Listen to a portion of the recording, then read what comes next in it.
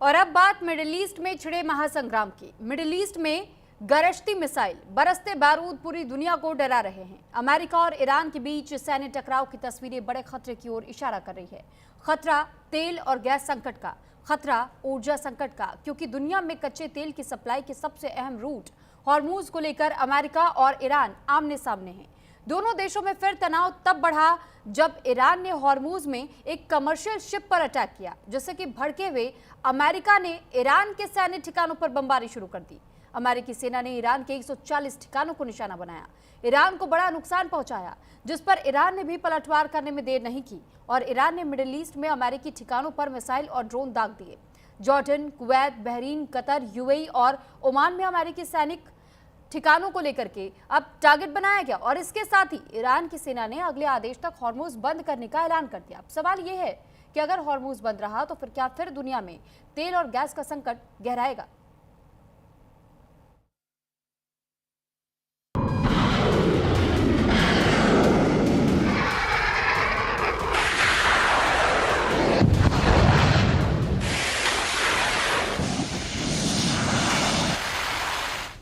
Middle east की जमीन आग उगलने लगी, आसमान से फिर बारूदी बरसात होने लगी।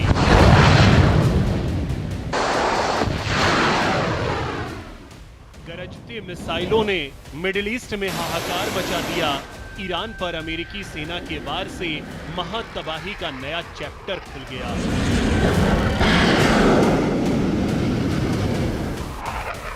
अमेरिका और ईरान के बीच महायुद्ध का एक और राउंड तब शुरू हुआ जब हॉर्मुज में साइप्रस के झंडे वाले कंटेनर जहाज पर ईरानी सेना ने हमला किया, जिससे भड़के अमेरिकी राष्ट्रपति ट्रंप ने ईरान में महाविनाश का ऑर्डर दे दिया।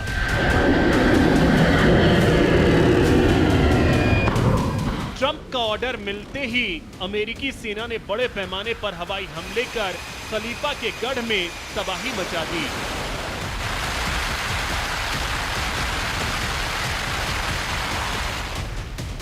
अमेरिका ने ईरान के 140 ठिकानों पर बम गिराए। अमेरिकी सेना ने ईरान के 5 शहरों को निशाना बनाया। अमेरिका ने ईरान के न्यूक्लियर सिटी बुशहर पर हमला किया। अमेरिकी हमलों के बाद केशम द्वीप पर विस्फोट की आवाज सुनाई दी।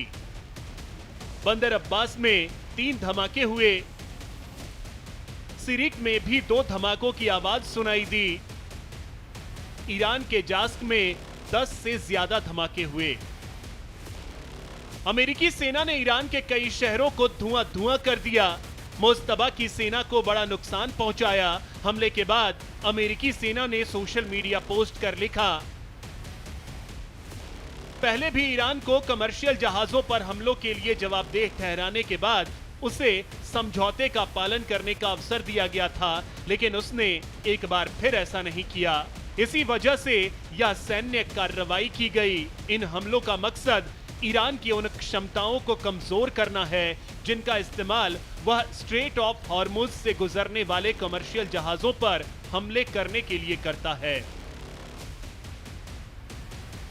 अमेरिका ने सीधा और सख्त संदेश दिया कि हॉर्मुज पर हमला हुआ तो ईरान में महाविनाश होगा, खलीफा का गढ़ बर्बाद हो जाएगा। लेकिन ईरान ने फिर अमेरिका के सामने झुकने से इनकार कर दिया।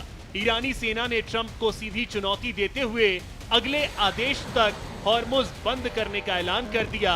इसके साथ ही मिडिल ईस्ट में अमेरिकी ठिकानों पर बम बरसाने शुरू कर दिए।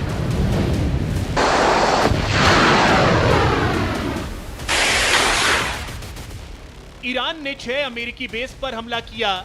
IRGC ने दावा किया कि जॉर्डन के प्रिंस हसन एयरबेस पर बैलिस्टिक मिसाइल से अटैक कर कमांड एंड कंट्रोल सेंटर को नष्ट कर दिया गया।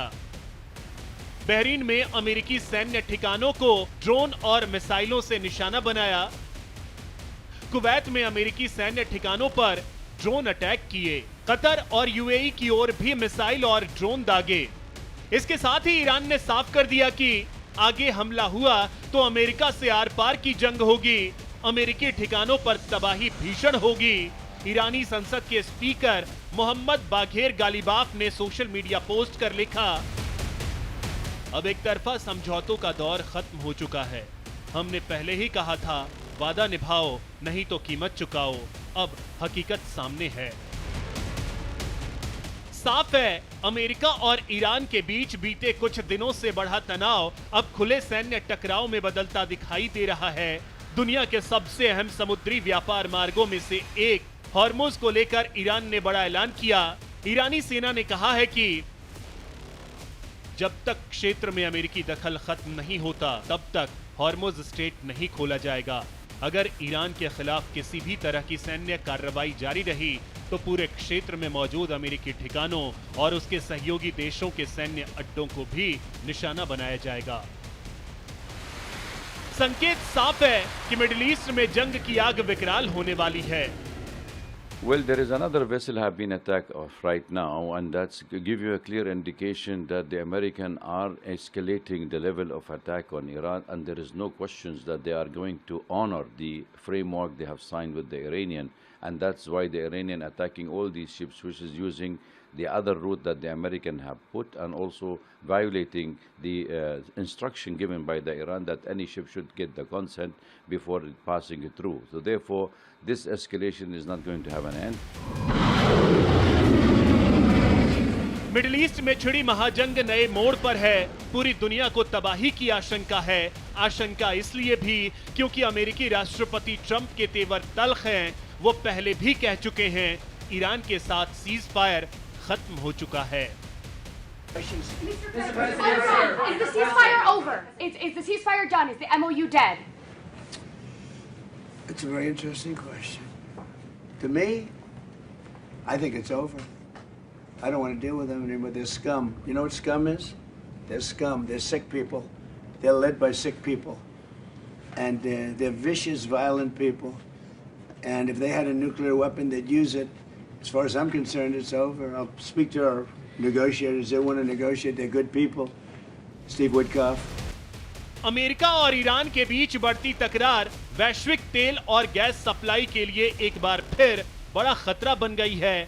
सवाल है कि क्या फिर दुनिया में तेल गैस का संकट पैदा होगा? इस जंग का खामियाजा क्या पूरी दुनिया को भुगतना होगा? और सवाल यह भी कि मिडिल ईस्ट में महासंग्राम का क्या अंजाम होगा?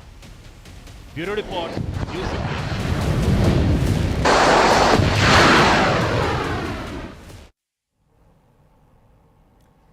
जम्मू कश्मीर में लगातार हो रही बारिश अब